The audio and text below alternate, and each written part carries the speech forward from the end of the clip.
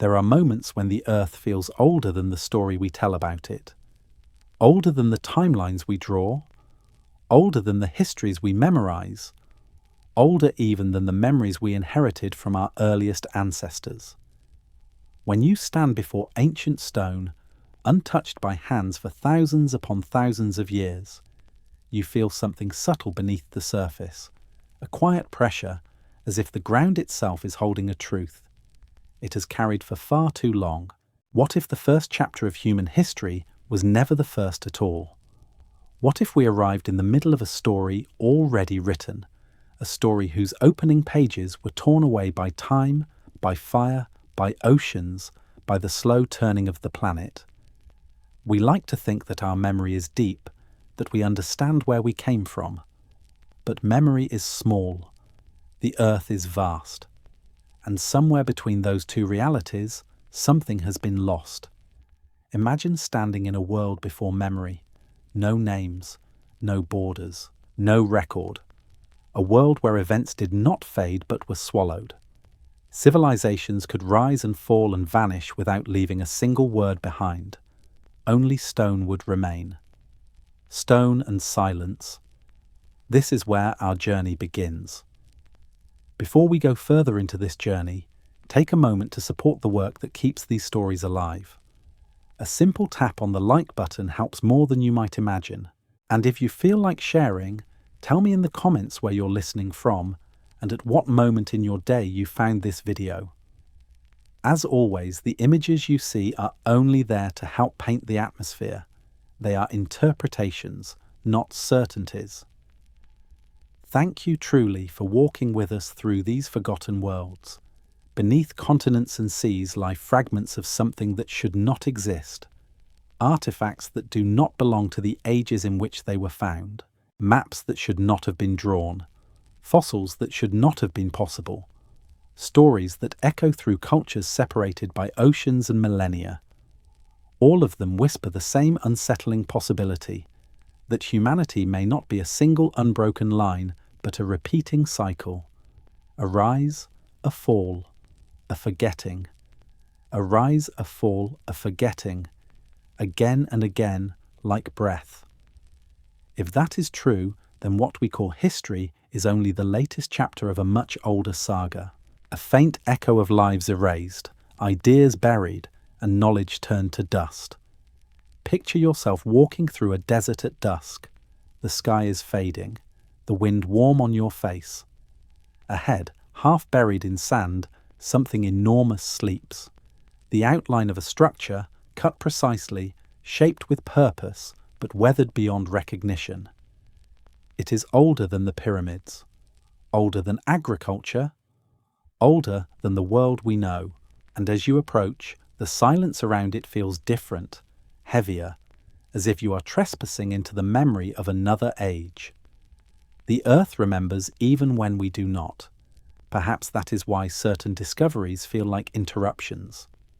A metallic sphere found in rock older than any known culture. A fossilized footprint beside bones from a time when humans were not supposed to exist. A map showing coastlines that no one should have seen.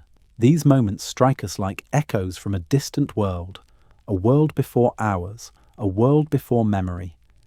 Our history is full of these fractures. We smooth them over for comfort. We ignore them because they do not fit. Yet they remain, quietly defiant, waiting for someone willing to follow their trail. This series will follow that trail, through stone and myth, through DNA and sky, through forgotten cycles and erased civilizations, through the fragments left behind by a humanity older than we dare to believe. Each part of this journey reveals a piece of a story that has survived only in traces, in echoes, in the faint memory of a world that came before. But to see that world, we must first accept a simple truth, that forgetting is the default. Time erases, oceans bury, ice consumes, fire resets. What remains is only what was built to last, what was carved into the bones of the planet itself. If a civilization existed before ours, its monuments would not be written on parchment or carved in wood. They would be etched into stone, hidden beneath ice, locked within genomes, preserved in myths repeated so many times that their origins became unrecognizable. Somewhere out there, scattered across deserts, seas and mountains, the echoes of that lost humanity still linger, waiting for someone willing to listen. And so we begin. Before Atlantis, before Sumer, before the first word was spoken or written, before history, before memory, a world existed, a world erased. Now we follow its echoes. There is a peculiar silence in deep time. Not the silence of empty places, but the silence of things that have endured far beyond every voice that once touched them. Stone keeps that silence well. It stores memory in a way that is both impartial and unforgiving. It holds what survives and erases what does not. Archaeologists who dig through the earth expect to find patterns, pottery shards, bones, stone tools, the ordinary debris of ordinary lives. What they do not expect are contradictions, objects that defy both chronology and explanation. Yet the ground continues to offer them, quietly, stubbornly, as if reminding us that our story is incomplete. One such contradiction comes from the pyrophyllite mines near Ottosdal, South Africa. For decades, miners have uncovered spherical objects sealed inside rock layers billions of years old. These spheres, composed of solid mineral, often display three shallow parallel grooves running around their circumference. Geological publications classify them as concretions, natural formations shaped by sedimentation and pressure over immense spans of time. This is the mainstream view. Geological processes can produce surprising forms, but there is a point of tension. Most concretions are irregular. Their surfaces are rough, unpredictable, shaped by mineral flow, not by geometry. Yet some Ottosdal spheres present an unnerving uniformity. The grooves maintain consistent depth, spacing and curvature. Critics argue this too can arise naturally. Others, geologists included, remain uncertain. The debate does not produce a conclusion. It produces a question. How much precision is nature allowed before it becomes unsettling? This tension between explanation and anomaly appears across continents. In Namibia's desert landscapes, massive dolerite blocks litter the ground. Many appear fractured by natural forces, but some carry sharp edges and surfaces that look almost too clean, as if they once belonged to structures now long destroyed. Thousands of miles away, on the high plateaus of the Andes, stone blocks weighing hundreds of tons sit arranged in patterns that suggest engineering skill far exceeding what is attributed to the region's earliest known cultures. Archaeologists offer plausible explanations: early experimentation, lost quarrying sites, ingenious but simple techniques. Yet certain cuts, angles, and interlocking joints do not align easily with the available toolkit of the time. The stones present craft without a clear lineage of development. In the jungles of Costa Rica, dozens of near-perfect stone spheres rise from the ground, some small enough to lift, others so large they require machinery to move. When workers first uncovered them in the 20th century, they assumed they marked an ancient settlement, perhaps built by a lost kingdom. But no temples, dwellings, or quarries were found. No tools, no workshops, no transitional versions. Only the completed forms, precise and polished. Mainstream archaeology attributes these spheres to the Diki culture. The idea is broadly accepted. Yet the absence of tools, unfinished examples, and quarry marks leaves a gap. How were they made? Where were they shaped? Why do they appear alone, without any supporting archaeological footprint? Natural weathering can carve stone into remarkable shapes, but perfection, geometric perfection, remains difficult to explain. These discoveries, taken one by one, can be rationalized through local context. A concretion here, a collapsed wall there, a cultural artifact without its workshop. but collectively they form a pattern of discomfort. Disconnected anomalies stretching across continents, each whispering that something is out of alignment. Stone does not lie, but it does not volunteer answers either. On the Andean plateau, the wind carves through a landscape dotted with ruins known for their impossible joins. Blocks of andesite and granite fit together so tightly a blade cannot slide between them. Some surfaces appear cut with smoothness that modern archaeologists attribute to hours of abrasion with harder stone. The explanation is reasonable. But the precision of certain angles, the repetition of complex geometries, and the absence of incomplete attempts raise questions that mainstream studies acknowledge but have not fully resolved. If a culture achieved this level of stoneworking, why do we not find the intermediate experiments that usually accompany technological innovation? There is another layer to the puzzle: the ages of the stones themselves. Geological dating places the raw materials at tens of millions of years older than the cultures historically credited with shaping them. Of course, this does not date the carving, only the stone. But the mismatch fuels debate. If the craftsmanship is human in origin, it implies either a lost period of development or a vanished cultural tradition that left no other trace. Across the world, similar contradictions appear: a tool mark too straight, a surface too smooth, a stone placed with too much intent. These traces are like faint echoes of a world that once understood stone deeply, perhaps more deeply than we do.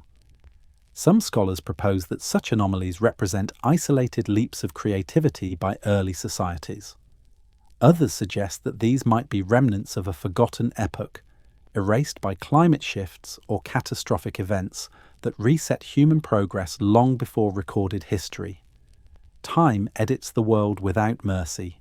Wood decays, cloth dissolves, metal corrodes, knowledge evaporates when its keepers vanish. Only stone persists long enough to carry fragments of a story older than memory. A researcher once described finding a carved block half buried in desert sand. Its angles were sharp, its craftsmanship unfamiliar. The surrounding ruins could not explain it. There were no inscriptions, no identifiable cultural features, just stone, worked in a way that refused to match the historical record. The more she studied it, the more it felt like a voice trying to speak from far beyond the established timeline. This is the nature of these traces in stone. They do not prove the existence of a lost world. They do not confirm a forgotten civilization. But they refuse to fit neatly into the world we know. They hold on to a mystery that refuses categorization. As these contradictions accumulate, they begin pointing towards something larger. A possibility that the story of humanity may reach deeper than we think, that our species, or a predecessor, may have risen, fallen, and vanished long before the civilizations recorded in textbooks. If people capable of shaping stone with such mastery existed, what else might they have created? What landscapes did they know? What coastlines did they walk before the ice melted and the seas rose, rewriting the world? Among all the anomalies in stone, one stands apart. A map drawn centuries ago from sources said to be older than history, showing a coastline beneath ice that should not have been visible to any civilization of its time. A map that remembers a world erased. Civilizations leave many kinds of traces, but few are as fragile as maps. Stone survives, metal endures, but maps burn, rot, mold, and crumble. They depend on memory, ink, and chance. They should not survive the fall of a world, and yet a handful do, a handful that seem to describe coastlines no one should have known. In 1513, an Ottoman admiral named Piri Reis compiled a world map using sources he claimed were far older than his own era. Historians describe the chart as an impressive feat of early cartography, remarkable for its accuracy at a time when global exploration was still in its infancy. But the map contains something that pushes beyond impressive, something that borders on impossible. The southern portion of the chart appears to show a coastline resembling the northern shore of Antarctica.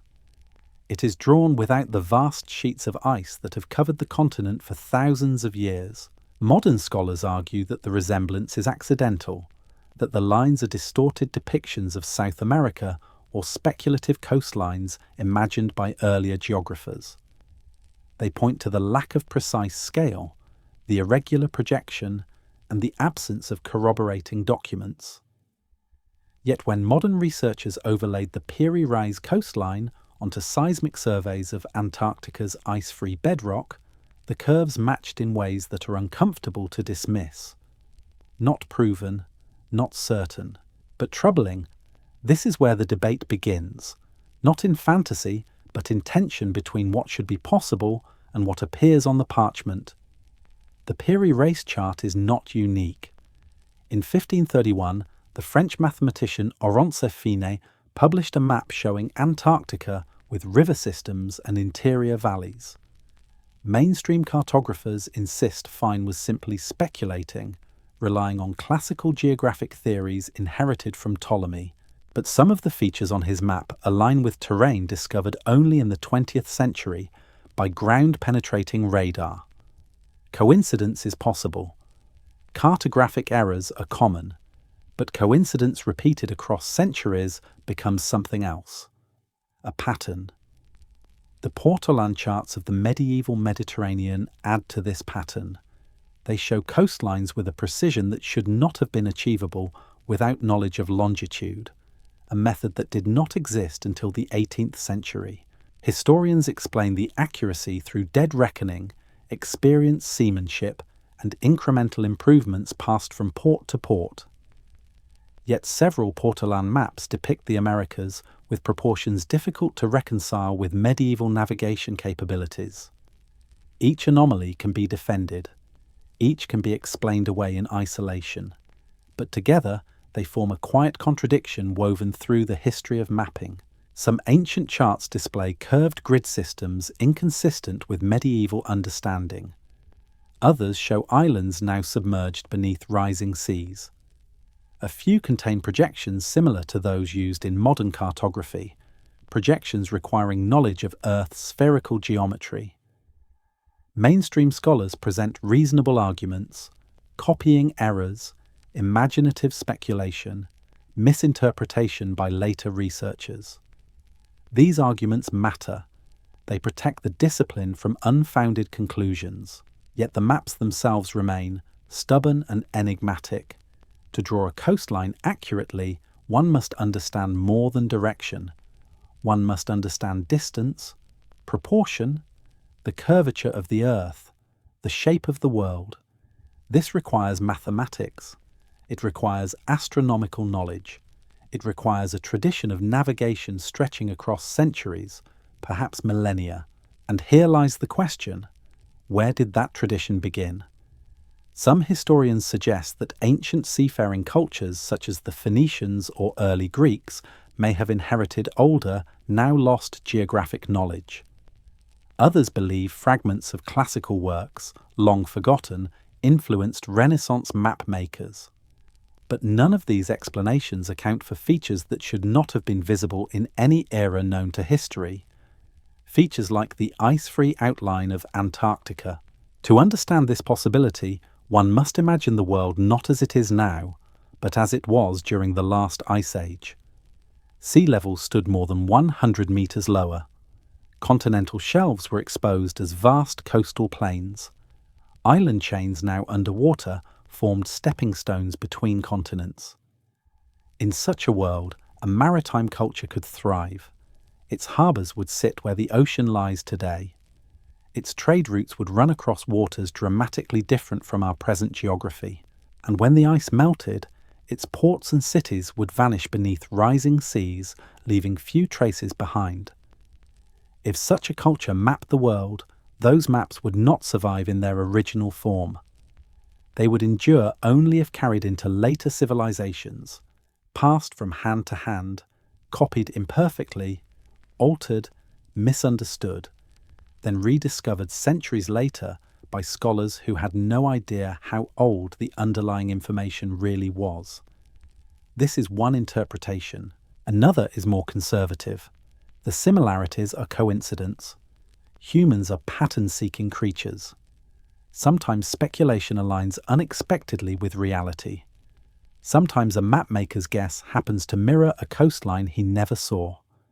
Both explanations have merit. Both deserve consideration. Yet the anomalies persist. And each anomaly is a small fracture in the smooth surface of the accepted timeline.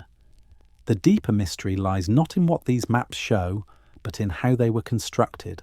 Some employ projections rediscovered only in the modern era. Others display a level of geometric reasoning inconsistent with the tools available to their creators. The people who copied these charts may not have understood the mathematics embedded within them. They preserved the shapes, not the system. A memory without its meaning. One can imagine the process. A scribe in the 15th century copies a coastline from a parchment centuries older than his own civilization. He reproduces it faithfully, unaware that he is preserving information drawn from a world erased by rising seas. Another cartographer inherits the copy, modifies it, updates it, and publishes it. The origin of the data is lost. Only the shapes remain. Somewhere in this chain, someone knew more. Someone saw the world differently. The thought unsettles historians not because it contradicts evidence, but because it expands the timeline of intelligence. If ancient charts depict a world that predates recorded civilization, then our understanding of human development becomes incomplete. Knowledge may not rise in a straight line. It may appear, vanish, and reappear, carried through cycles of growth and collapse. These maps, fragile and improbable, may be the faintest echoes of a forgotten tradition of exploration. A reminder that the ocean was once a highway rather than a barrier.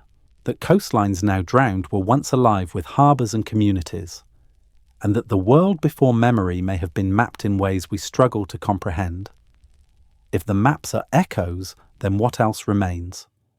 What other traces survived catastrophe? What other records linger in unexpected places, waiting beneath sand, beneath ice, beneath the layers of time? The maps open a door. Through that door lies a deeper mystery, because if someone charted a world before ours, they must also have lived in a world before ours.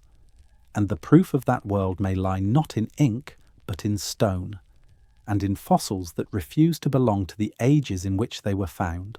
Some discoveries slip quietly into the scientific record, disturbing nothing. Others arrive like interruptions, uninvited, unexplainable, and unwelcome. They are relics embedded in layers of time where nothing human should be. They do not rewrite history outright, but they lean against it, bending the lines we try to draw between past and present.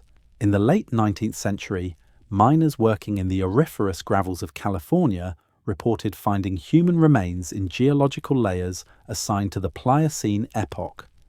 The sediments were compacted, ancient, sealed beneath volcanic deposits far older than modern humans. When a skull was recovered from one of these depths, anatomists and geologists were immediately drawn into debate. Mainstream scientists argued contamination. The skull must have slipped into older layers through a fissure or been carried down by water movement in later periods. Others insisted the layers were undisturbed, the placement genuine. The dispute became fierce. Reports were written. Counter-reports followed. Eventually the controversy faded, not because it was resolved, but because it resisted resolution. The skull was placed in storage, catalogued without conclusion, left suspended between geological time and human time. A silence replaced the argument. A similar silence surrounds a discovery from Idaho, where well drillers retrieved a small figurine from nearly 300 feet below the surface. The object, later known as the Nampa figurine, was fashioned in the shape of a woman with details that suggested intentional craftsmanship rather than natural formation. Geologists noted that the layer from which it emerged appeared to be more than 1,000,000 years old. Critics argued that the figurine must have fallen down the borehole during drilling. Supporters countered that its surface bore the patina of great age and that the surrounding clay adhered to it uniformly. No consensus formed. The find was neither accepted nor debunked. It simply remained an anomaly, too precise to ignore, too ambiguous to embrace. In northern Italy, excavations at Castenedolo uncovered human skeletons embedded within Pliocene marine sediments. Unlike scattered fragments, these were articulated skeletons, individuals seemingly buried in place. Anatomical analysis identified them as fully modern humans. Geological assessment placed them millions of years before such humans should exist. The scientific response was swift and skeptical. The burial must be intrusive.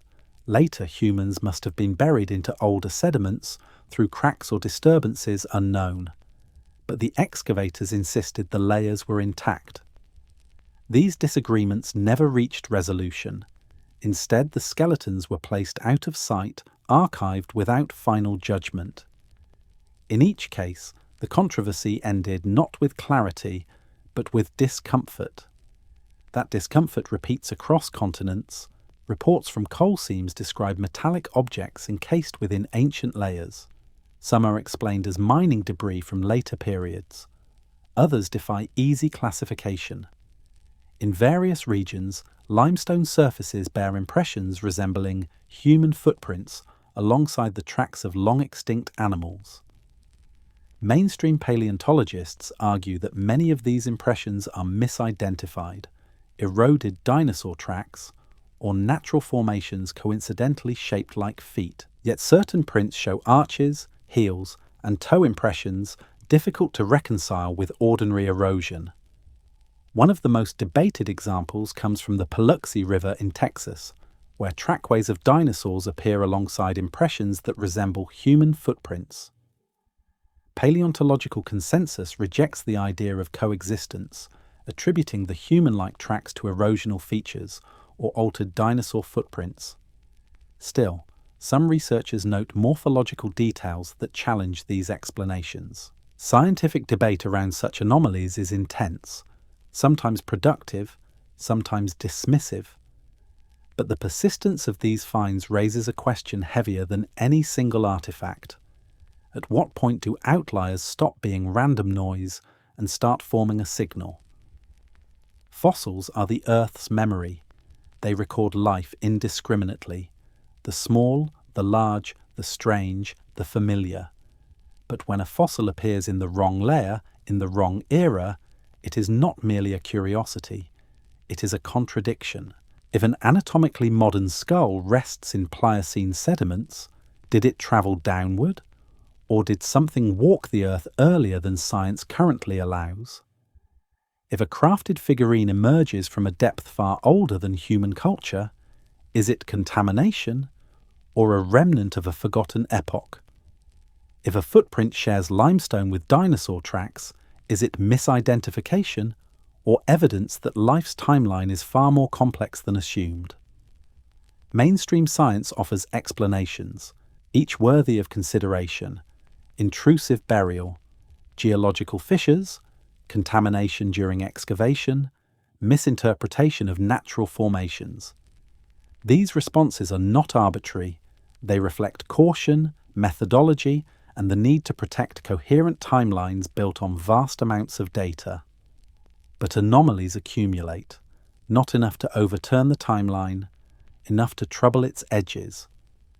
This accumulation hints at possibilities beyond the familiar narrative.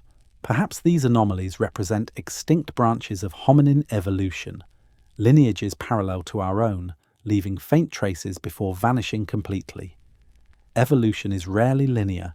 It produces experiments, dead ends, unexpected leaps.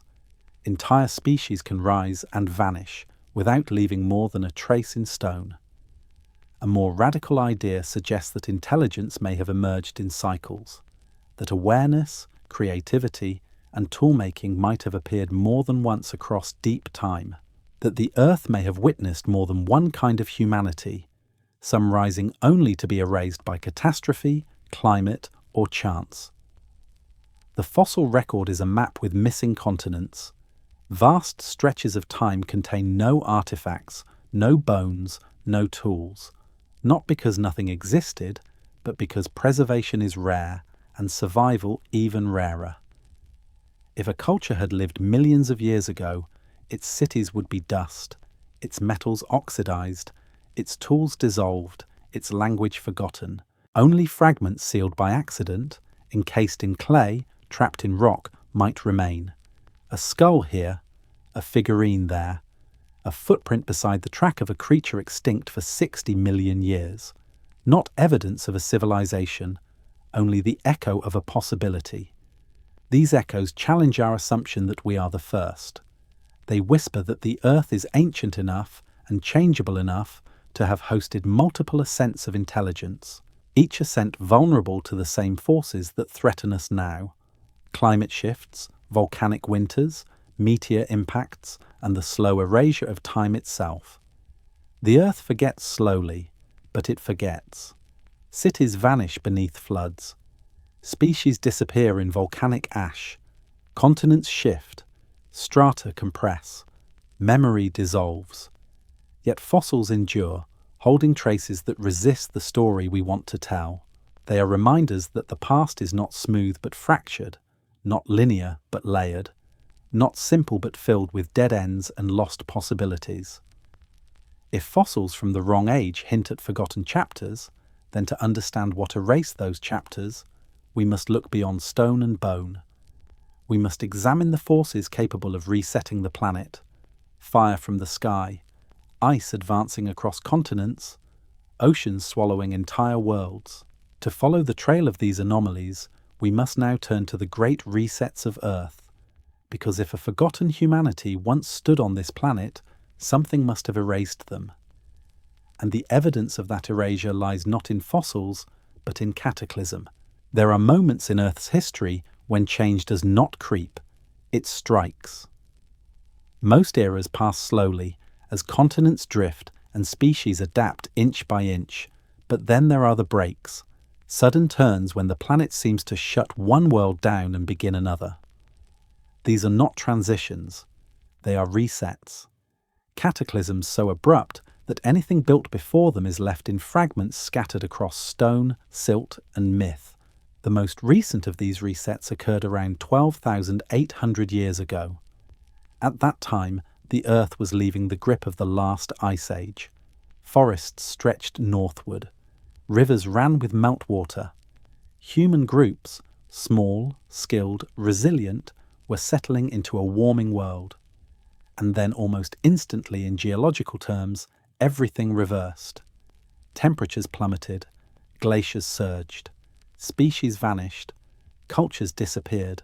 Across parts of North America, Europe, and the Middle East, a thin layer of dark sediment formed, rich in soot, platinum, and microscopic diamonds forged under extreme heat. Paleoclimatologists call it the Younger Dryas boundary layer. Archaeologists call it a rupture. What caused the rupture remains one of the most debated questions in modern science. Some researchers argue for a massive shift in ocean currents triggered by sudden influxes of fresh water into the North Atlantic. This meltwater pulse hypothesis says that as ice sheets broke apart, ocean circulation collapsed, plunging the planet back into cold. Others propose a solar event, a burst of radiation from the sun strong enough to ignite wildfires across continents. But a different group sees another signature entirely, the chemical fingerprint of something arriving from above. They argue that a large comet, already fragmenting before entering the atmosphere, may have exploded over parts of the Earth, not as a single impact crater, but as multiple airbursts, detonations in the sky powerful enough to ignite forests on several continents at once. The platinum anomalies, the microspherules, the nanodiamonds, they interpret these not as geological quirks, but as evidence of a cosmic intrusion. The debate is fierce. Mainstream climatologists caution that the impact hypothesis lacks a definitive crater. Advocates counter that fragmented airbursts may not leave a single crater at all, and point to the Tunguska explosion in 1908 as a modern example. Some geologists argue that the dark layer is simply a byproduct of widespread wildfires triggered by natural warming. Others respond that the layer forms too suddenly, too synchronously, and contains markers of temperatures higher than ordinary fires can produce. The arguments circle, collide, and diverge. No explanation satisfies everyone, but whatever the cause, the effect was unmistakable: a world reset. The first blow came as fire. Charcoal signatures across the northern hemisphere point to continent-scale burning. Ancient soils show heat intense enough to fuse minerals. Melted glassy fragments, called impactites by some researchers, appear in scattered sites. The second blow came as cold. Almost overnight by geological standards, global temperatures dropped by as much as 10 degrees. Ice sheets halted their retreat and advanced again. Lakes froze. Ecosystems crashed. Species that had survived the long ice age, mammoths, mastodons, giant sloths, saber-toothed cats, vanished. If there had been human cultures with stable settlements or early proto-cities, the sudden onset of this climate whiplash would have been devastating. Exposure, famine, resource collapse. Entire groups could disappear without leaving a footprint in archaeology, and in the ruins of time, their absence would look like they were never there. Picture, not a fantasy, but a plausible scene supported by climate models. A small settlement near a river at the edge of a glacier. Families gather food, tools are chipped, fires are lit. Over days the air grows heavy, the sky dims with fine dust. Birds leave and do not return. Then a night arrives when streaks of fire arc across the sky, followed by shock waves that travel like rolling thunder. Winds tear through the valley. Embers fall like rain. The survivors flee, carrying nothing but memory.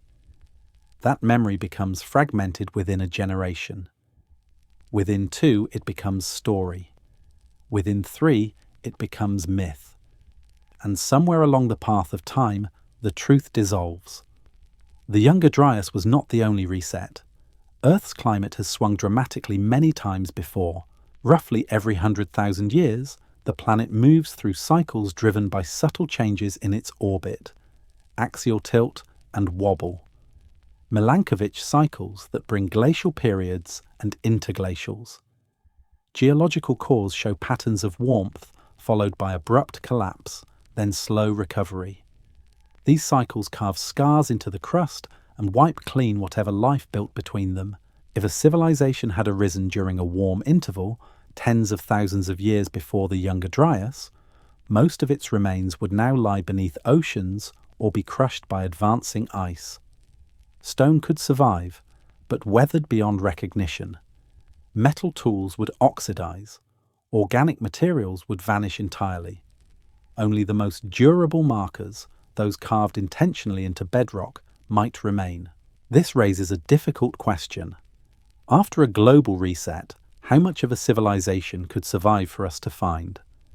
Standing on a modern coastline, it is easy to forget how much of ancient Earth lies underwater. During the last ice age, sea levels were over 100 meters lower. Vast plains now submerged supported rivers, forests, and perhaps human life. When the Younger Dryas ended and the ice sheets collapsed for the final time, meltwater surged into the oceans. Coastlines retreated inland at astonishing speed. Entire regions vanished beneath rising seas. If cities or proto-cities existed on those plains, they now rest 200 feet underwater, covered by silt, coral, and darkness.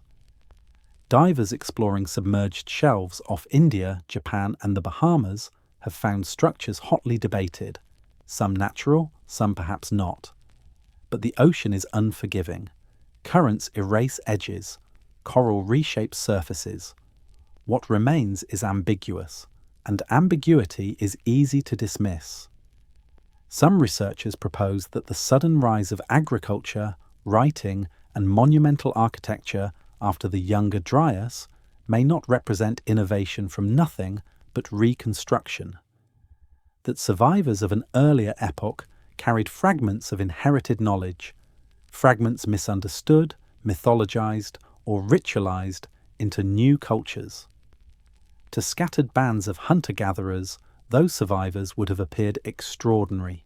Their knowledge would seem like magic, their warnings like prophecy, their memories like stories of gods.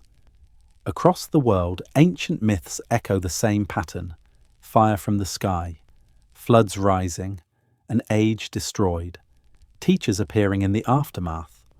From the Sumerian tales of the Apkallu to the traditions of Viracocha in the Andes, to the stories of culture bearers arriving from drowned lands in Polynesia, a shared motif persists: knowledge descending after catastrophe. The Great Resets do not simply erase. They transform. They fracture memory. They reduce complexity into symbol. What was once history becomes myth. What was once science becomes ritual. What was once a civilization becomes a story told around fires by those who survived its end. If a world existed before ours, the Younger Dryas reset may have been the event that erased it. Fire in the heavens, ice returning, oceans rising, silence spreading. But even silence leaves traces, and some traces do not lie in stone or myth at all. They survive in deeper archives. Archives carried not by monuments, but by life itself. If earlier lineages endured these cataclysms, their last inheritance would not be found in ruins. It would be found in us, in the code carried forward by survivors of worlds now lost. And it is to that hidden archive, the shadow genome, that the next chapter turns. There are ruins carved into mountains and ruins buried beneath shifting sand dunes. But some of the oldest ruins on Earth are carried within the human body itself. Every cell contains a record older than writing, older than cities, older than memory. DNA is often described as a blueprint. In truth, it is an archive, an ancient library storing choices made by survival, losses carved by catastrophe, and encounters with other beings whose names we no longer know. When scientists first sequenced the human genome, they expected answers: a clean lineage, a branching tree, a tidy story of how one species evolved into another. Instead, they found shadows, fragments of genetic material that belonged to lineages with no fossils, no artifacts, and no recognizable place in the known human family tree. These unknown ancestors became known as ghost populations, humans who lived, reproduced, and vanished so completely that only faint traces of their DNA remain. Some of these traces match Neanderthals, others match Denisovans. But then there are sequences that match neither, segments so ancient, so divergent, that they cannot be placed anywhere along the branches we have drawn. They hint at something older, something predating the emergence of Homo sapiens, something that lived, survived, and disappeared long before the first recognized civilization ever formed. Mainstream genetics interprets these shadows as remnants of archaic hominins whose bones simply have not been discovered. The fossil record is incomplete. Preservation is rare. Entire species could rise and vanish without leaving a skeleton behind. This explanation is reasonable, and likely true in many cases. But the genome preserves questions that pure fossil evidence cannot reach. Some of the ghost lineages diverged from the human line several 100,000 years ago, yet they left enough of themselves in modern populations to indicate that they once lived alongside our ancestors. If entire human groups could disappear without a trace in the archaeological record, what else could be missing? What other chapters were erased before the story even began? Across Melanesia and parts of Asia, modern populations carry Denisovan genes that influence altitude tolerance, immunity, and metabolism. These genetic contributions reflect real encounters, interbreeding events that occurred tens of thousands of years ago. Yet the Denisovans themselves remain almost invisible, known only from a fragment of finger bone, a tooth, and scattered genetic signals. Their physical world, their tools, their beliefs, their stories, all gone. If a people could vanish this completely in only tens of thousands of years, what might vanish across hundreds of thousands, or across cycles of glacial advance and retreat that reshaped continents and drowned coastlines? This is where the idea of the shadow genome takes shape, the possibility that more than one kind of humanity existed, and that some left behind only whispers embedded in our blood. Not monuments, not tools, not ruins, only the faintest residue of ancestry. The science becomes even more intriguing when epigenetics enters the conversation. Epigenetic marks, chemical changes to DNA influenced by trauma, famine, disease, and stress, can persist through generations. Studies of populations that endured starvation or catastrophe show that the biological imprint of suffering can outlive the people who experienced it. Their children's children carry echoes of events they never witnessed. If trauma can leave a molecular scar that lasts for centuries, what about trauma on a planetary scale?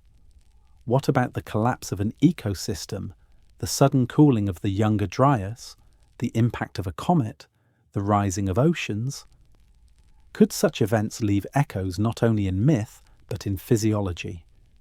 Could inherited fear, inherited caution, or inherited intuition be remnants of survival strategies from worlds long erased? This idea remains speculative in mainstream science. Epigenetic inheritance is real, but its longevity, across thousands or tens of thousands of years, is still debated. Yet the question persists. If cultures once rose and fell before the dawn of recorded history, could the descendants of their survivors carry faint biological memories of their collapse? One could imagine, not as fantasy, but as an interpretive frame, a human lineage living on a coastline that no longer exists. Their world is stable for generations. They shape tools, build shelters, raise children, and watch familiar stars move across the sky. Then, without warning, a great shift begins. The climate destabilizes, the ocean rises, the sky grows dim with volcanic ash or filled with fragments from a comet trail. The world they know collapses. Most perish. A few escape inland, carrying nothing but memory. Their children inherit stories of the catastrophe. Their grandchildren inherit fragments of those stories. Their descendants inherit only instinct, an unexplainable pull toward caution, a myth repeated across continents about floods, fire, and destruction. This is what the shadow genome represents, not evidence of a lost civilization, but the possibility that the past contained more complexity, more variation, more cycles of intelligence and decline than the current timeline allows. It also raises questions about the Great Leap Forward, an evolutionary milestone when symbolic thought, art, and complex tools suddenly proliferated across human populations around 50,000 years ago. Mainstream anthropology describes this as a cognitive revolution. But revolutions do not always arise from nowhere. Sometimes they represent re-emergence, memory resurfacing after a long silence. Perhaps the sudden explosion of creativity was not only the emergence of new abilities, but the recovery of something long dormant. A returning spark. A buried inheritance awakening in a new world. Ancient myths echo this idea. In Sumer, beings known as the Apkallu were said to have taught humanity arts and sciences after a great flood. In Mesoamerican traditions, Quetzalcoatl brings knowledge to people living in darkness. Across Polynesia, culture heroes arrive from vanished islands swallowed by the sea. In Egypt, Osiris is described as a foreigner who came to restore order after catastrophe. These myths are not histories, but they preserve patterns. They reflect memory trying to survive erosion, not geological erosion, but cultural erosion over vast spans of time. The shadow genome suggests that humanity did not emerge once, fully formed, but may have risen and fallen in cycles, each cycle leaving faint biological and mythological residue for the next. The question is not whether ghost lineages existed. They did. The genome proves it. The real mystery is how many there were, how deep those branches run, and how many chapters of humanity vanished without leaving a trace in the soil or the stone. But disappearance does not always mean silence. Some memories survive not through fossils or artifacts, but through abilities, subtle adaptations, unusual sensitivities, remnants of perception that hint at ways of interacting with the world we no longer fully understand. Across ancient structures on several continents, there are whispers of another kind of inheritance, an understanding of sound, vibration, and resonance so precise that it can still be felt today. Stone chambers where a single voice triggers standing waves. Megaliths that hum when touched. Passages tuned to specific frequencies. Monoliths aligned not only with the stars, but with the harmonics of the earth itself. And it is through these stones that we follow the trail into the next chapter, where impossible architecture begins to reveal the fingerprints of the engineers who lived before memory. There are ruins that impress us with their size, their age, or their sheer defiance of time. But then there are ruins that leave a different impression entirely, structures that do not overwhelm the eyes, but the senses. Places where the stone does something unexpected. Places where sound behaves as if guided. Places where silence feels intentional. These are the ruins that do not simply exist. They resonate. They suggest that somewhere in the deep past, the builders of another age understood sound not as a byproduct of architecture, but as a tool, a force, a kind of subtle engineering woven directly into stone. Consider a descent into the hypogeum of Halsaflieni beneath Malta. The air cools as the light fades, and the walls curve around you like the inner chambers of some colossal living ear. In the oracle room, even a whisper seems to gather weight. A single note sung softly deepens until it fills the chamber, spiraling through the carved stone until it reaches the bones. The room vibrates, not loudly, but unmistakably. A low hum, tuned near the natural frequency of the human chest. An effect you do not hear so much as feel. Visitors describe the sensation the same way. Calming, disorienting, immersive, ancient. The space behaves not like a tomb, but like an instrument carved with intent. No instructions remain, no symbols carved into the walls, only the resonance itself, still functioning after thousands of years. Across the sea in Egypt, the Great Pyramid holds a similar whisper. In the king's chamber, a soft tone lingers long after a voice stops. Granite blocks vibrate faintly beneath the hand, and the sarcophagus, when struck, rings like a tuning vessel. There is no echo, only depth, sound folding into itself, returning in patterns that suggest the room is not passive, but tuned. Stand in the chamber long enough and you feel it. A pressure in the air, a kind of density, as if the room is awake in ways we no longer understand. On the other side of the world, atop the wind-swept plateau above Cusco, the stones of Sacsayhuaman rise in interlocking shapes. Their precision is visible, but it is the subtle things that linger. The faint hum when the wind moves between the walls, the way certain stones ring when struck with smaller stones, the way the site feels balanced, weight not just placed, but distributed, as if responding to invisible harmonics. The same patterns appear in Malta's megalithic temples, where certain rooms amplify particular tones while others dampen them completely. The effect is selective, intentional, almost architectural music. At Stonehenge, voices carry strangely inside the ring. Stand at the centre and a voice lifts upward. Stand outside and it falls away. Several of the bluestones ring like bells when tapped, and at Chichen Itza, a single clap in front of the pyramid returns as a sharp, chirping echo, the call of the quetzal bird, produced by the cascading stone steps filtering the sound. These effects are not accidents, but they are not explained either. They simply are. Touch the stone in these places, and it feels familiar in a way that is difficult to articulate, as though the architecture is not just built to be seen, but to be used, to be activated, to participate. Imagine, not as fantasy, but as a moment of sensory memory, sitting in a stone chamber thousands of years ago. A circle of people begins to chant. The tone rises, deepens, and suddenly the room responds, not spiritually, not symbolically, but physically. The stone vibrates. The air thickens. Each voice strengthens the next until sound becomes a presence, shaping the space as surely as the walls themselves. For the builders of such places, resonance may not have been ritual alone.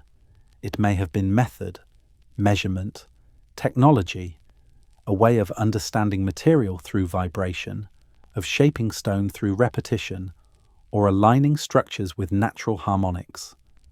Not supernatural, simply a different form of intelligence, intimate, perceptive, attuned to the hidden behaviors of matter. And just as quickly as this knowledge appears, it vanishes from the historical record, not gradually, but abruptly. No written manuals, no instruments preserved, no tradition carried forward. Only the stones remain, humming faintly beneath centuries of dust. Why did this understanding fade? Why does it appear fully formed in some ancient sites, then disappear as if severed? Perhaps it was slowly forgotten as cultures changed and traded stone for other materials. Or perhaps it was lost suddenly, erased in one of the great resets, when fire and ice swept across the world and scattered its survivors. In the aftermath of such a collapse, only the most resilient forms of memory would endure. Not wood, not metal, not writing, stone, only stone. And so we find ourselves standing at the edge of an ancient technology, one not recorded in tablets, but carved into chambers that still respond to the human voice. But resonance is not limited to the stillness of stone. It travels, it moves, it rides the air and the sea. If the engineers of an earlier age understood resonance on land, then perhaps they also understood the harmonics of waves, wind, and horizon, which leads us to the next echo of the forgotten world, not buried beneath the earth, but carried across its oceans.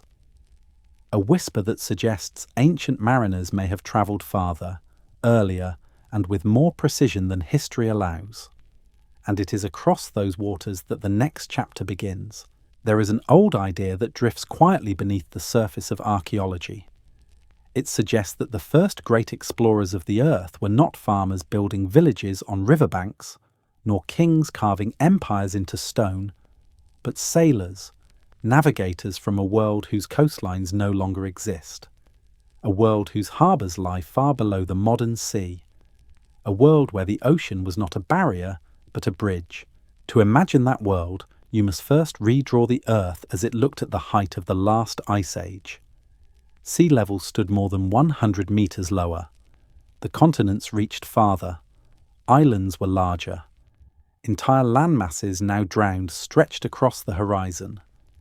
Where the English Channel lies today, Doggerland formed a broad green plain connecting Britain to Europe. Where the shallow waters of the Persian Gulf shimmer now, a fertile valley once lay open to the sun. Off Southeast Asia, the Sunda Shelf rose as a single massive subcontinent. Between Siberia and Alaska, Berinia stretched like a continent unto itself. The world looked familiar, but wider, deeper, more connected than anything we know. If a seafaring culture had risen in such a world, its cities now rest beneath dark water and drifting silt. Its shipyards are covered in coral. Its ports lie in silence, and its memory would have drowned with it, unless fragments of that memory were carried by survivors into the post-glacial world. Some of those fragments still linger. Along the coast of India, scanning equipment in the Gulf of Kambat revealed patterns beneath the mud, lines and angles arranged with a geometry uncommon in nature. Off the coast of Japan, near Yonaguni, a stepped formation rises from the seabed like a fragment of a drowned monument. Scholars disagree fiercely about what these sites represent: natural formations, erosion, ancient structures, or something in between. But there is one fact on which all agree. These places were dry land when the last ice age ended. If they were not natural, then they belong to a world that existed before the ocean rose to reclaim them. Picture, not as a command, but as a faint reconstruction, a harbour in that older world, a shoreline where wooden ships rest against stone quays. Sailors prepare for a voyage, sharpening tools, coiling ropes, watching the sky for signs that only they understand. The sea is their road, the wind their engine, the stars their map. When the glacial melt began, the water did not rise in gentle increments. It surged, sometimes catastrophically. Coastlines collapsed, islands shrank. Places once alive with firelight and song were drowned in cold rising tides. Yet something survived the flood: knowledge of the sky. Across continents now separated by oceans, ancient sites share alignments with solstices, equinoxes, and star paths. Giza, Machu Picchu, Easter Island, Angkor, Nabta Playa. Different cultures, different eras, different materials, but the same sky. Sailors depend on the heavens. They memorize the rising and setting points of stars. They learn the seasonal shifts of constellations. They know which winds follow which celestial markers. A people whose world was drowning would carry this knowledge inland as they fled rising seas. Their descendants, scattered across mountains and deserts, might later rebuild monuments that echoed the sky their ancestors once used to cross the ocean. Not because they understood the old world, but because a fragment of memory survived. A memory without context, only alignment. In the Pacific, this idea finds its strongest echo. For thousands of years, Polynesian navigators traversed vast distances with no instruments. They read the stars. They read the swell patterns of the ocean. They knew the way birds flew at dawn and how the colour of the water changed along submerged ridges. Wayfinding is not merely a technique, it is a world view, a sensory map of a world connected by waves. Some elders say that the knowledge feels older than the islands themselves. Across the Americas, legends tell of strangers arriving from the sea after a great catastrophe, bearers of knowledge who taught agriculture, astronomy, or architecture. Viracocha in the Andes, the Itza among the Maya, Quetzalcoatl in Mesoamerica, the Apkallu of Mesopotamia, Osiris in Egypt. Different names, different faces, but the rhythm is the same: a flood, a collapse, survivors from the sea, and the rebuilding of the world. These stories are not proof of anything, but they are echoes, cultural memories carried across continents like driftwood surviving a storm. If ancient mariners had mapped the world before the flood, their maps would not survive whole. They would be copied, adapted, misunderstood, fragmented. By the time they reached later civilizations, they would look like impossibilities. Maps with coastlines no one should have seen, grids no one should have measured, proportions no one should have guessed. Just like the enigmatic charts that puzzled Piri Reis, Oroncephine, and the makers of the Portolan maps. Not identical, not consistent, but perhaps adorned with pieces of a world that no longer exists. Modern thinkers often assume ancient sailors were limited by primitive tools. But the ocean does not require metal. It requires memory. It requires observation. It requires a relationship with the sky so intimate that navigation becomes instinct. If such mariners lived in the world before ours, they would have been the last to see a coastline now buried beneath the continental shelf. the last to record its shape, the last to speak its names. Picture them now, not in dramatic collapse, but in the quiet moments of survival.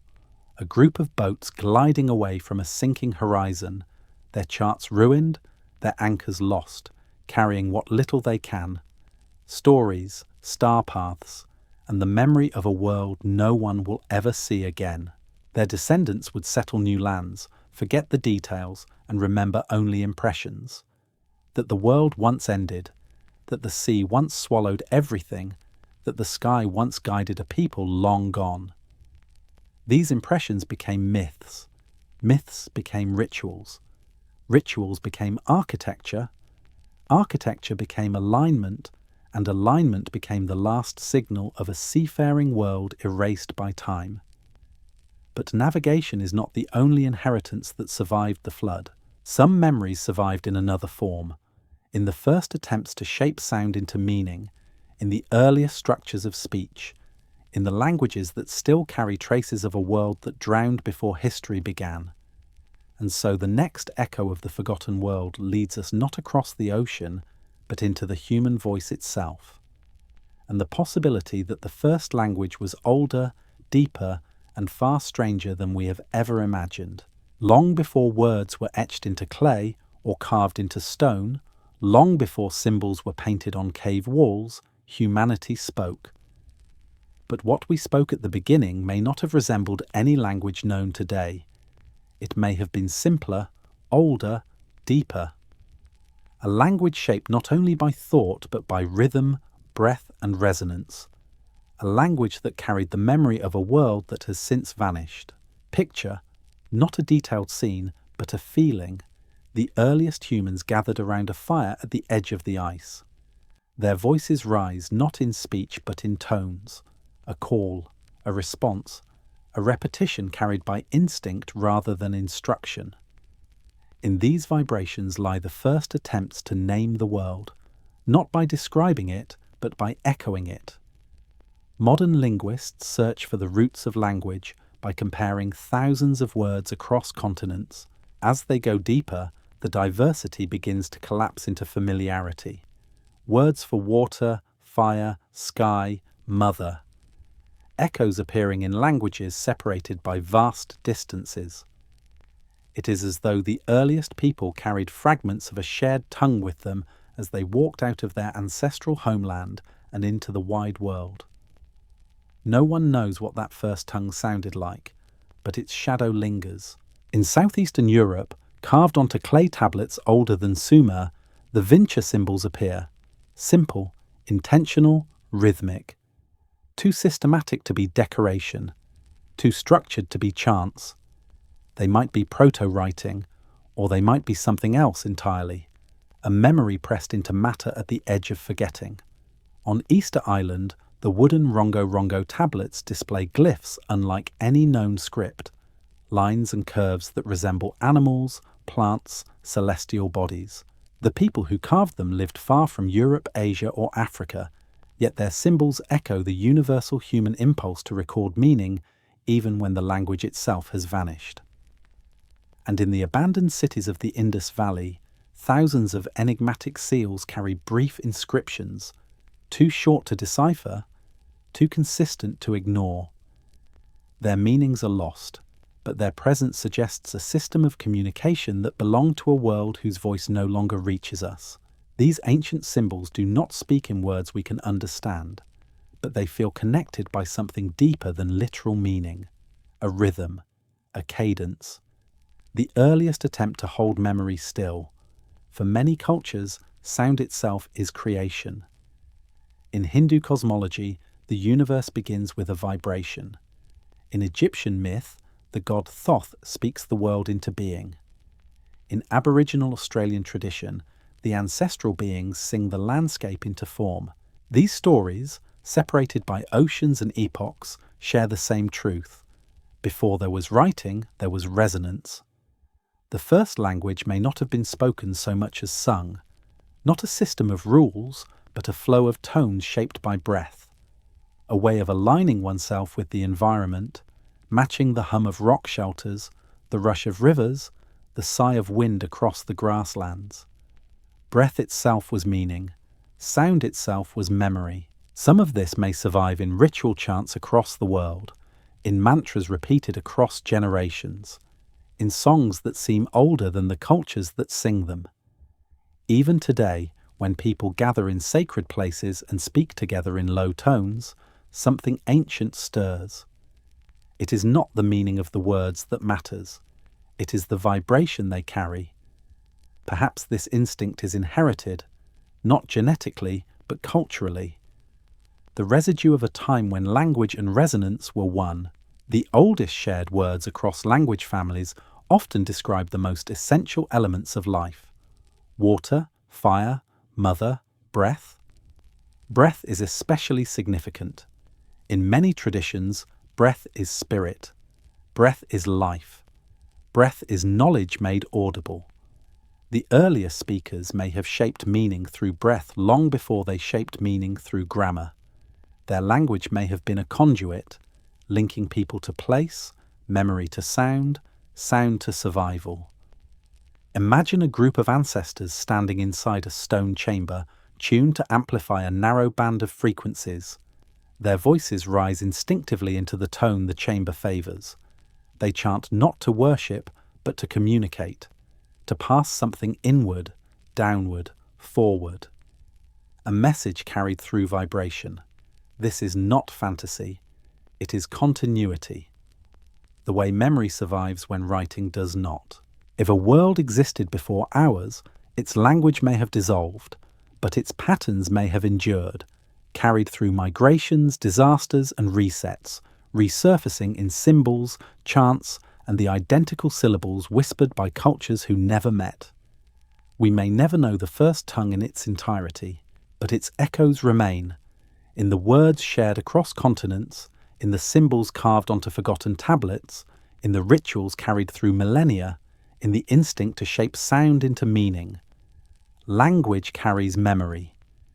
And if the earliest languages carry the memory of a lost age, then we are not the first to speak. We are only the latest. One voice in a long lineage of voices. To follow that lineage deeper, we must now look upward, to the people who studied the sky, tracked its movements, and encoded its rhythms in stone. Because the next echo of the forgotten world is written not on land or in language, but in the stars themselves. Long before telescopes, long before lenses, long before the word astronomy existed, ancient people stood beneath the night sky and saw more than scattered points of light. They saw patterns, they saw repetitions, they saw cycles so vast that only generations of patient observation could reveal them. The sky became their calendar, their map, their compass, and their memory. And those who watched it became guardians of knowledge. Across the world, in cultures separated by oceans and eras, the same figures appear in myth and legend. The Watchers, the Sky People, the Star Priests, the ones who observed the heavens, recorded what they saw, and passed it down across ages. They were not always depicted as divine, but they were always different. Their wisdom set them apart. To understand them, imagine a world before electricity and cities, before the glow of modern lights drowned out the stars. Imagine stepping outside into a darkness so complete that the Milky Way stretches from horizon to horizon like a river of fire. Every star is visible, every constellation sharp. The sky is not a backdrop, it is alive. In such a world, it becomes inevitable that someone will begin to notice patterns. The rising of Sirius before the flood season, the slow wobble of constellations across centuries, the shifting positions of planets, each following its own rhythm. These observations require time, memory, and continuity. A single person cannot map a 1,000-year cycle, but a culture can.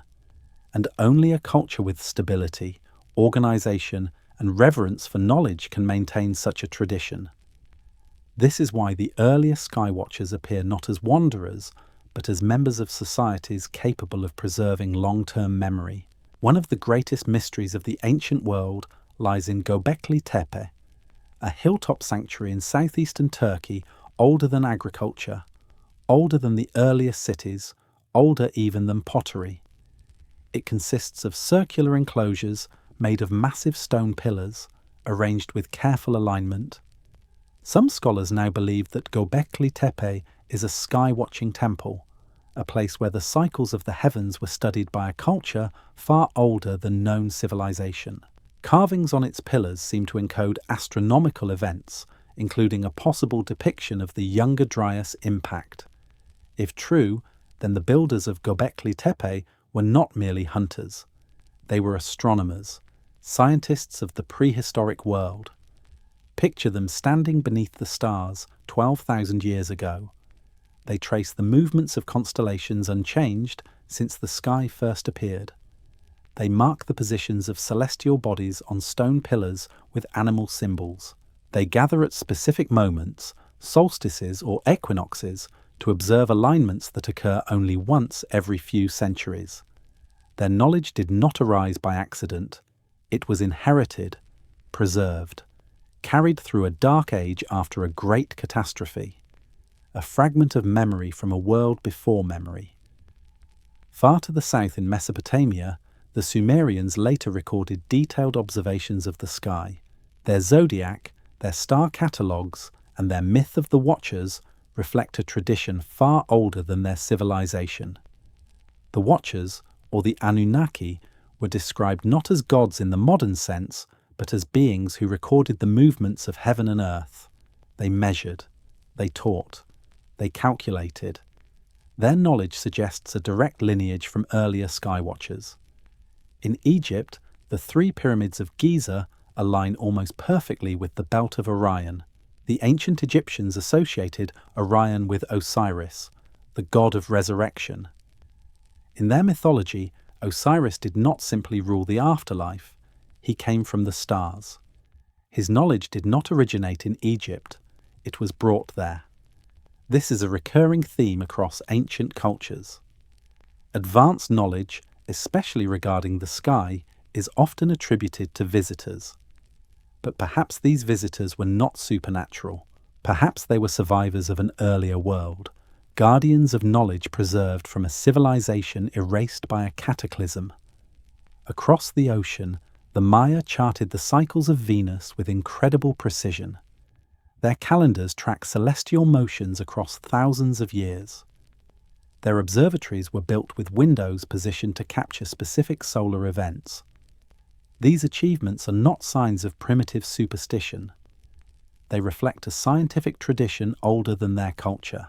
The same patterns appear at Chanquillo in Peru, where 13 towers form a solar observatory that tracks the sun throughout the year. At Stonehenge, the arrangement of stones aligns with solstices and lunar cycles. On Easter Island, certain platforms align with the rising of specific stars tied to navigation. When cultures that supposedly never met each other develop similar systems of skywatching, something deeper must connect them. It is as if memory travelled farther than people, as if the knowledge of the heavens was carried through generations from an older source. A forgotten age when astronomers charted the sky not as myth-makers, but as scientists. Now imagine a different scene. A group of watchers stands on a high plateau. They look to the horizon at dusk. They mark the moment when a star rises in a position it has not occupied for 1,000 years. Their ancestors recorded this same event 20 cycles ago. Those records are carved into stone, protected in a sanctuary. The watchers nod silently. The sky has spoken. A new age has begun. This type of astronomical continuity requires a civilization capable of surviving long spans of time. But what if the civilization that began this tradition no longer exists? What if only the knowledge survived, carried across continents by refugees of a cataclysm, preserved in rituals, myths, and alignments of stone? This raises a profound question. Why did the ancient world invest so much effort into tracking the sky? Why did they build massive structures aligned with celestial cycles? Why did they carve star maps into stone? The answer may lie in the resets. Perhaps the watchers observed changes in the sky that preceded catastrophe. Comet streams, shifts in planetary cycles, the slow precession of the equinoxes. They may have seen patterns that signaled the approach of destruction. They may have believed that by watching the heavens, they could anticipate the next great reset. If so, then their monuments were not temples but warnings, timekeepers, records of cycles measured across millennia. Today, we rarely look up. We rely on machines to tell us the time, but the watchers understood something we have forgotten, that the sky remembers. Stars carry memory across ages. Constellations shift, but their rhythm endures, and those rhythms may contain the story of a lost humanity. To follow that story, we must now examine not only the memories preserved in stone and sky, but the memories that were erased.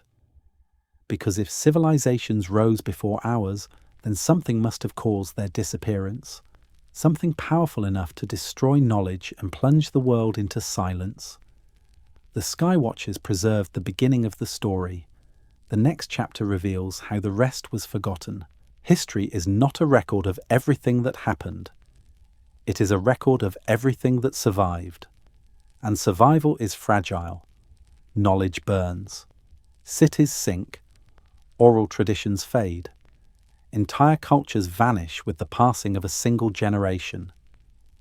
When we look back at the ancient world, we do not see a complete story. We see the survivors of a long chain of disasters.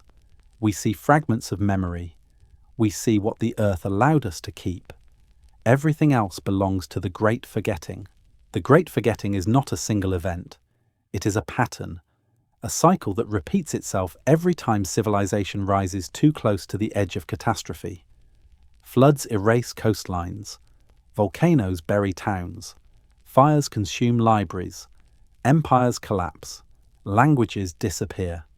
What remains is a fraction of what once existed. Imagine standing in the ruins of a desert city as the sun sets. The wind moves through empty doorways. Sand piles against broken walls. You see remnants of a culture that once thrived. Pottery, stone carvings, fragments of tools. But what you do not see are the stories that gave meaning to these objects, the rituals, the science, the knowledge that once filled these streets. Without those stories, the city feels hollow, the memory is gone.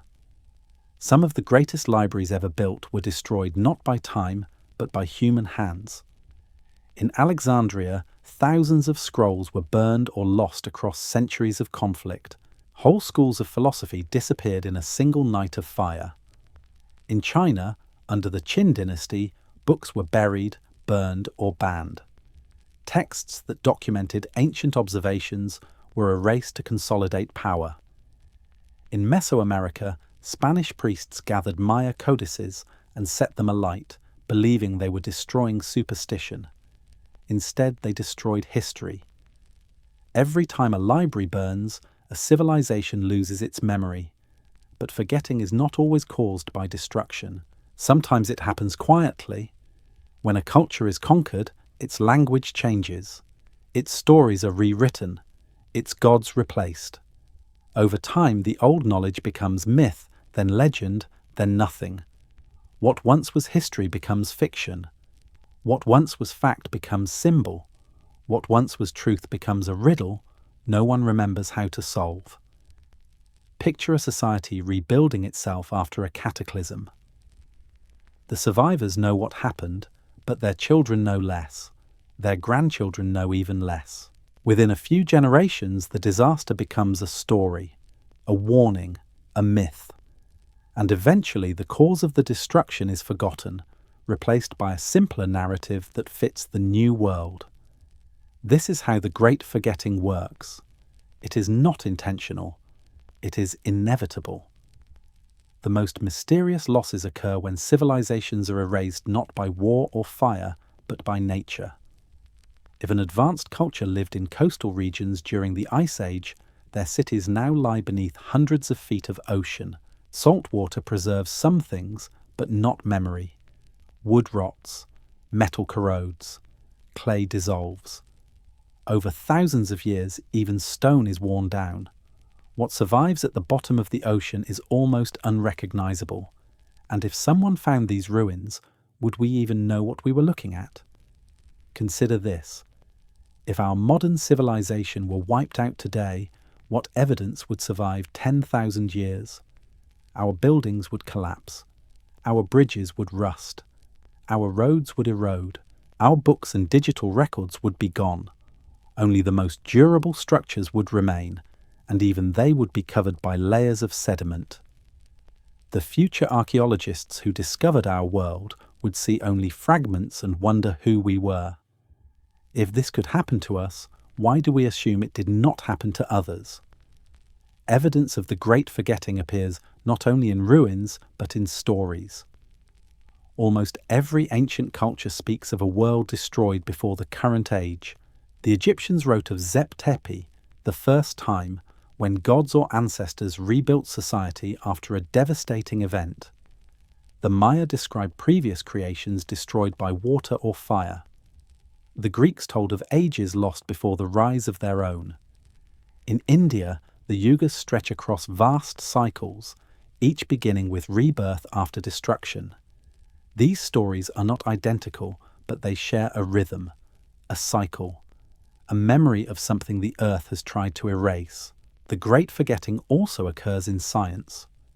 When new evidence does not fit the accepted timeline, it is often set aside. Not because it is false, but because there is no framework for it. A skull in a layer too old. A tool in strata too deep. A map that shows a land too advanced. Scientists protect the structure of history because without structure there is chaos. But sometimes structure comes at the cost of truth. After a global reset like the Younger Dryas, the world would have entered a long season of disarray. Populations scattered, settlements collapsed. The threads of shared knowledge frayed faster than they could be repaired. Libraries, whether carved in stone or carried in memory, fell silent. Tools that once anchored daily life no longer had makers who remembered how to craft them. Traditions weakened, then disappeared. Within only a few generations, the event's trauma outlived its explanations. What had once been science became mystery. Those who once understood the world through skill were remembered as something larger. Engineers became gods. Scholars became legends. And technology, stripped of context, returned to myth. Picture a small community living centuries after the reset.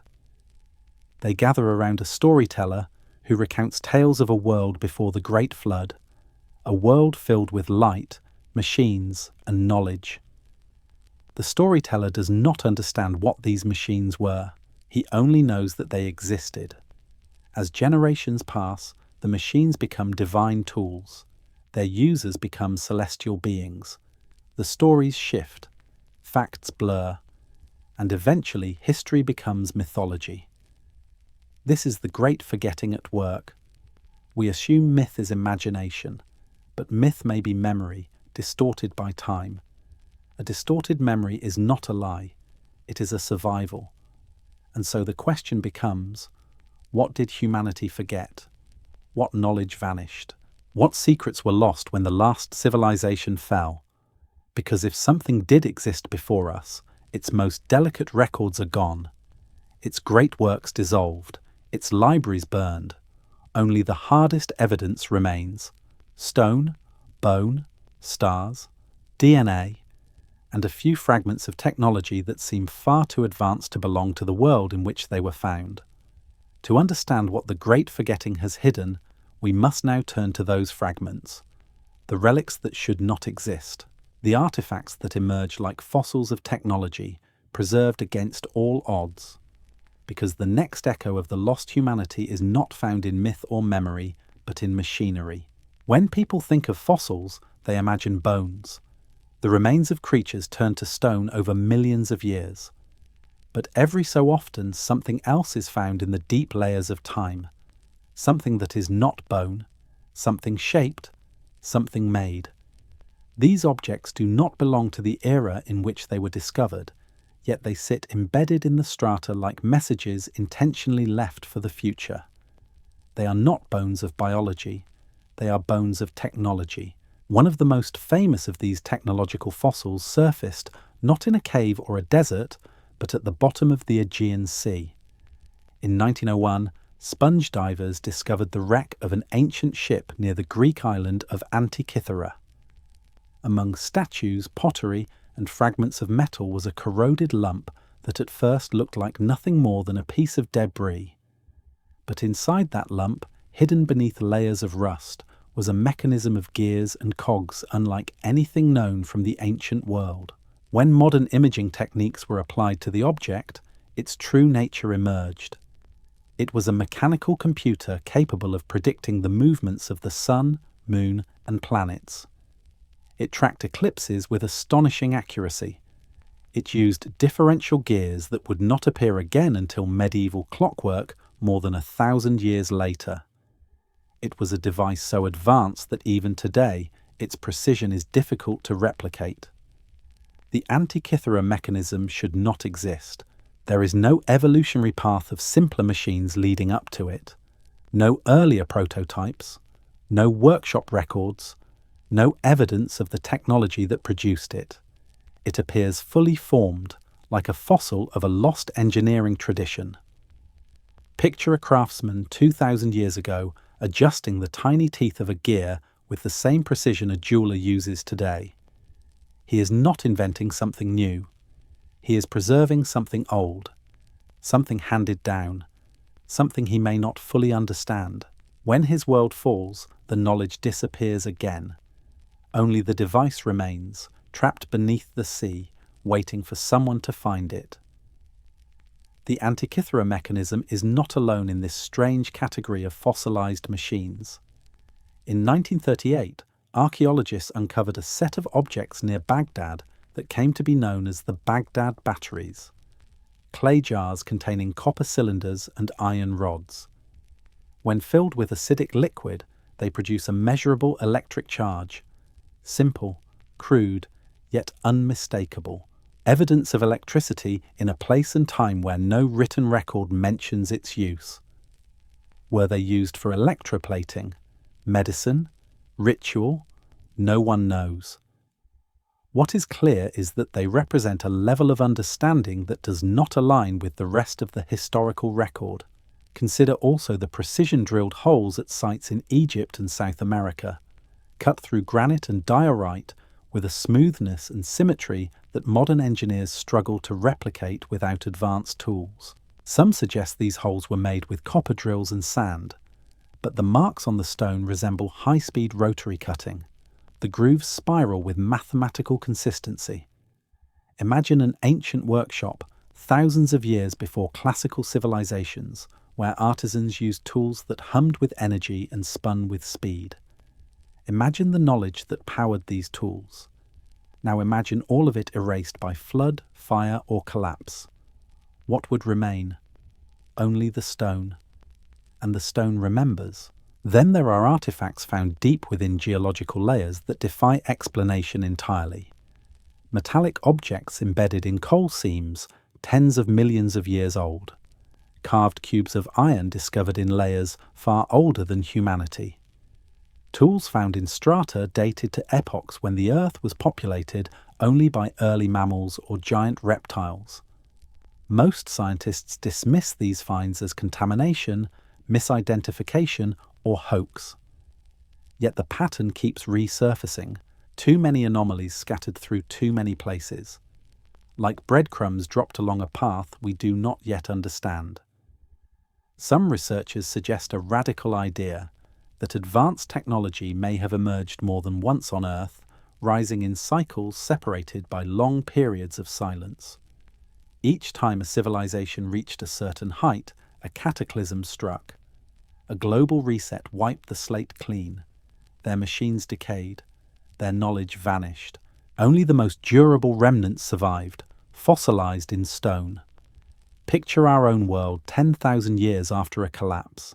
Skyscrapers have crumbled, bridges have rusted away, roads have disappeared beneath forests. Digital data is unrecoverable. The few remaining artifacts of our technology are encased in sediment, rusted, broken, unrecognizable. A future archaeologist might discover a twisted piece of metal and wonder whether it belonged to a machine or to chance. If this is the fate awaiting our own civilization, why should we assume it did not happen before?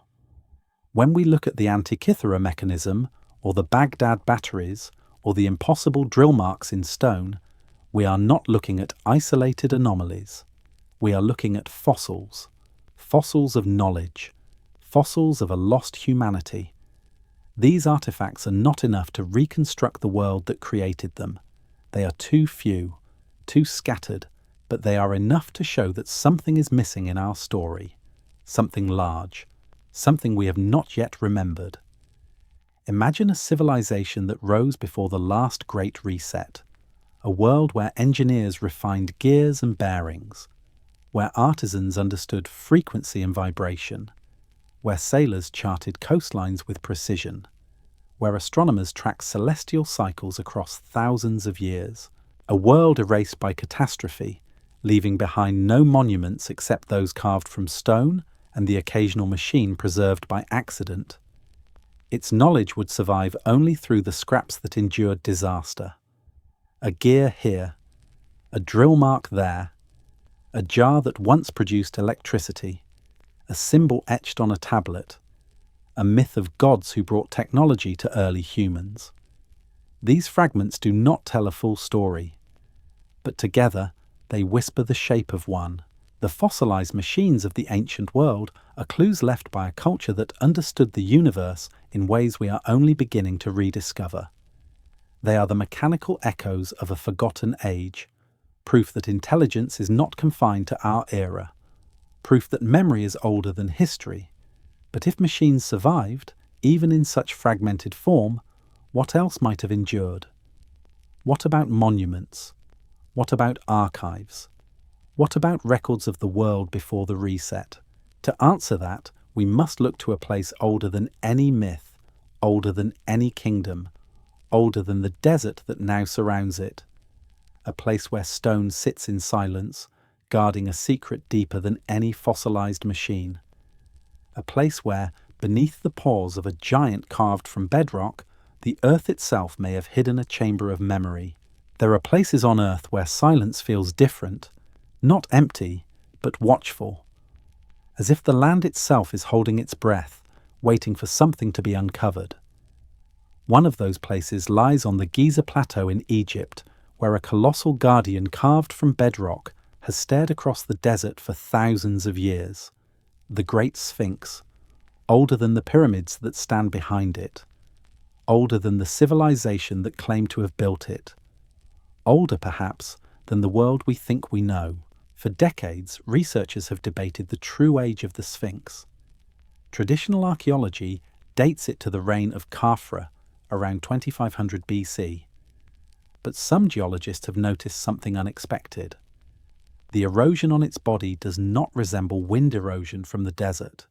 It resembles rainfall. Heavy, sustained rainfall. The kind that has not touched the Giza Plateau since the end of the last ice age, more than 10,000 years ago. If the Sphinx shows marks carved by ancient rains, then it predates the earliest Egyptian dynasties by thousands of years. This would place its construction in a time when no known civilization should have been capable of carving a statue of such immense scale. But perhaps the civilization that carved it is one we no longer know. Imagine standing before the Sphinx at dawn. The sand is cold, the air is still. As the sun rises, the light touches the face of the guardian, revealing cracks and weathered lines that speak of deep time. Beneath its paws lie blocks of stone arranged in patterns that do not match the methods used in the pyramids. They look older, different, as if they belong to an earlier architectural tradition. Beneath this ancient monument, seismic surveys have revealed something even more mysterious. Cavities, chambers, empty spaces carved into the bedrock. They do not match the known tunnels or tombs associated with the later pyramids. They seem separate, sealed, untouched. Engineers describe them as natural anomalies. But the symmetry of some of these cavities suggests intention. It is here that the legend of the Hall of Records begins. According to ancient Egyptian lore, the earliest gods, or the divine ancestors, preserved the knowledge of a previous world in a hidden chamber beneath the Sphinx. Later writers repeated the story, describing a library of stone tablets, scrolls, or inscriptions that recorded the wisdom of a civilization destroyed long before Egypt rose. Some believed that this hall preserved the memory of the age before the flood. Others believed it contained star maps, astronomical cycles, and the history of lost epochs. Modern scholars dismiss the Hall of Records as myth, yet the concept appears not only in Egypt, but in cultures around the world. The idea of a hidden chamber containing the memory of a vanished age is surprisingly universal. Flood myths speak of surviving knowledge buried in mountains or sealed beneath temples. Mesoamerican legends describe a hidden archive kept by the gods during times of destruction. Even Plato wrote of a lost civilization whose memory was preserved by priests long after the world had changed. Why do these stories appear everywhere? Why do so many ancient cultures insist that knowledge was hidden to protect it from catastrophe? Perhaps because someone tried to save what they could. Picture a group of builders thousands of years before the rise of the pharaohs. They stand beside a massive limestone outcrop, carving the body of a guardian beast meant to endure storms, droughts, floods, and time. They are not worshipping it. They are preserving something behind it, within it, below it. A chamber carved into the earth, designed to survive the reset they fear is coming. The world is shifting. The skies show unfamiliar patterns. The climate grows unstable. The seas rise. These builders know what happened in the previous age. They carry memories, stories, or warnings passed down from ancestors who survived the last collapse. They know that knowledge is fragile. They know that disaster erases more than life. It erases memory. So they carve a guardian, a marker, a monument that will be impossible to ignore. They carve it to be seen from afar, to endure long after their civilization disappears. And beneath it, they seal a chamber that holds the fragments of their world. This is the heart of the Hall of Records legend, the belief that someone, somewhere, tried to save the past for the future. For centuries, explorers have searched for this chamber. Some have claimed to find tunnels. Others have mapped hollows beneath the pores and body of the Sphinx. None have been opened. Egyptian authorities insist that no hidden hall exists. Yet seismic maps continue to show voids carved into the rock, empty spaces that do not match any known construction. Imagine what could lie in such a chamber. Not gold or treasure, but information. Stone tablets carved with dates, cycles, and astronomical alignments. Records of coastlines before the flood. Maps of a world that no longer exists. Genealogies of peoples erased by cataclysm. Knowledge of technology is now reduced to fragments. The memory of a civilization older than Egypt, older than Sumer, older than the last ice age. Even if such a hall has never existed in physical form, the idea behind it remains powerful. The earth itself is a hall of records. Stone holds memory. DNA holds memory. The sky holds memory. But there is something compelling about the thought of a chamber carved intentionally to preserve the story of a world before memory. Whether literal or symbolic, the Hall of Records reminds us that the past was not lost by accident. It was lost through catastrophe, forgotten through time, silenced through cycles. What remains are echoes of a deeper history that modern archaeology has not yet rediscovered. Picture the Sphinx now, as it stands in the desert, silent, still, watching. Beneath its feet the sands shift, revealing nothing, yet guarding everything. If there is a chamber beneath it, its contents may change our understanding of human origins, or they may simply confirm what the earth has whispered all along, that we are not the first, that another world existed before ours, that its memory lies dormant, and like all echoes, it waits for someone to listen. Because what comes next is not just the end of this story, it is the beginning of something larger. To understand what the Hall of Records symbolizes, we must step beyond stones and artifacts and enter the silence itself. The silence where all lost worlds converge. The silence where memory ends and echoes begin. There are places on Earth where time feels thin, where the boundaries between past and present seem to waver. In such places you sense that history is not a straight line, but a circle, a pattern repeating itself across ages. You feel that the world we know is not the first world, and the humanity we belong to is not the first humanity. All journeys into the past eventually lead here, to a quiet realization. The greatest mystery is not what was lost, but what remains. When we look at the fragments scattered through stone, sky, DNA, and myth, a shape begins to form. Not a clear picture, not a full story, but an outline, a suggestion, a resonance. It is like hearing the faint echo of a voice across a vast canyon. You cannot make out the words, but you know someone spoke them. Something existed before us. Not a single culture, but many. Not a single age, but cycles. Civilizations rising during warm periods, collapsing during freezes, rebuilding in pockets of stability, then vanishing again. Each cycle leaving behind traces, none complete, all partial. And yet the pattern persists. Again and again, humanity rises, falls, and rises again. Modern science tells us the Earth is billions of years old. Human history, as we record it, spans only a small fraction of that time. The gap between those scales is enormous, so enormous that entire worlds could have existed without leaving enough for us to recognize them. We assume that the absence of evidence is evidence of absence, but the great resets show us how easily knowledge dissolves. The oceans reclaim coastlines, glaciers grind cities to dust, forests swallow ruins, fires devour libraries. The slow pressure of time flattens everything except stone, and even stone breaks, erodes, and returns to sand.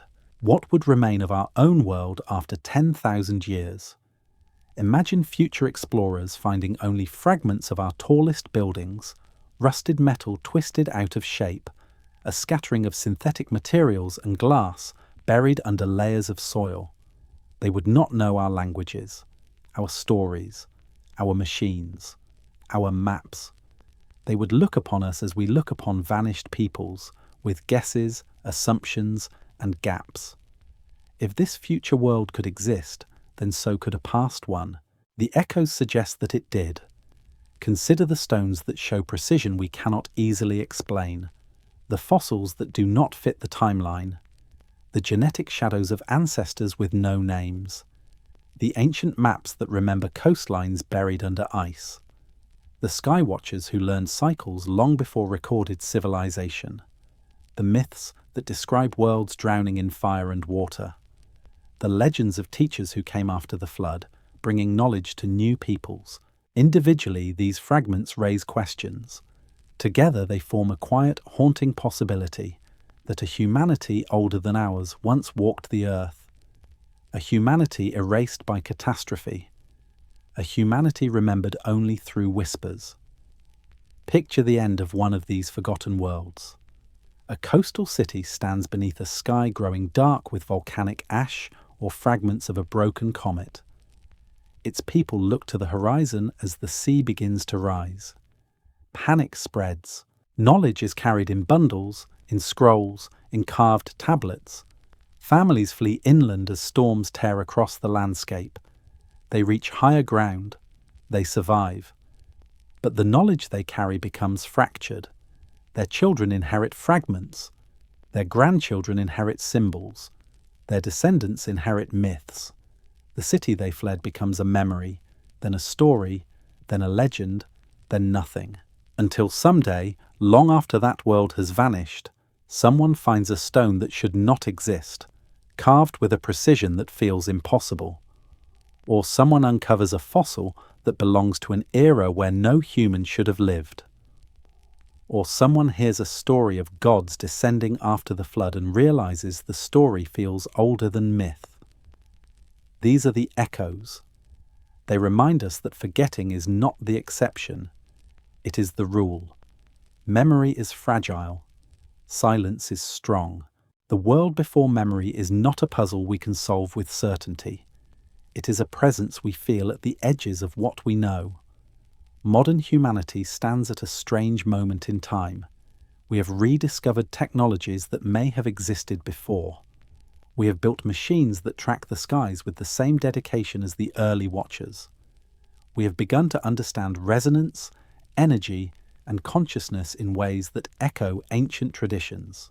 It is as if the knowledge of the past is resurfacing, piece by piece, through intuition, curiosity, and exploration. Perhaps this is how the cycle works. Not through perfect preservation, but through return. Not through memory, but through echo. Picture yourself standing in the desert where the Sphinx keeps its silent watch. The air is still. The sky is wide. The sand beneath your feet has covered and uncovered this land countless times. Somewhere in the distance, wind moves across the dunes like the breath of an ancient world. If you listen, really listen, you may feel something subtle beneath the surface. A vibration, a familiarity, a sense that the ground is layered not only with sediment, but with memory. You are not standing in the present. You are standing in all ages at once, the world before, the world now, the world yet to come. What then is the true story of humanity? Perhaps it is not a story of progress from primitive to advanced. Perhaps it is a story of cycles.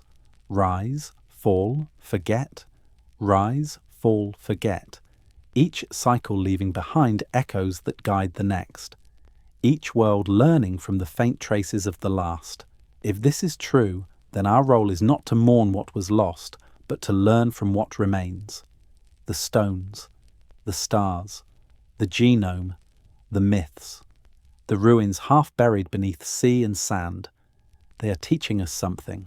They are reminding us that we have been here before, that the world has changed many times, that humanity is older, deeper, and more mysterious than we imagine.